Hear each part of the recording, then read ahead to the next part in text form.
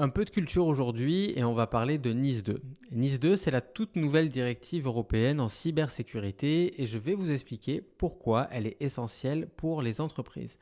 Alors tout d'abord, NIS 2, c'est une mise à jour de la directive NIS publiée initialement en 2016 et elle vise à renforcer la résilience des infrastructures critiques face aux cyberattaques. Cette fois, NIS 2, la petite sœur, s'applique à un éventail plus large d'entreprises et impose des règles encore plus strictes. Bon, alors pour être véritablement honnête avec vous, ce sont des règles qui auraient dû exister depuis une dizaine d'années, surtout dès qu'une entreprise commence à générer quelques millions d'euros de chiffre d'affaires, mais ça c'est un autre débat. Désormais, même les PME qui opèrent dans des secteurs critiques comme la santé, l'énergie ou les services financiers et informatiques sont désormais concernés par NIS 2. NIS 2, cependant, reste pragmatique. Que veut dire le pragmatisme dans NIS 2 ? Elle vous demande avant tout de gérer vos risques.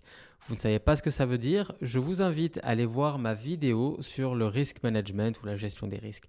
Vous y verrez pourquoi cette étape est véritablement importante pour votre société.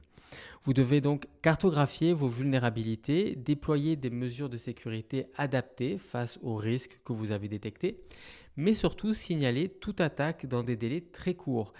La coopération entre pays de l'Union européenne va s'intensifier, donc la pression est énorme pour être en conformité face à cette nouvelle directive.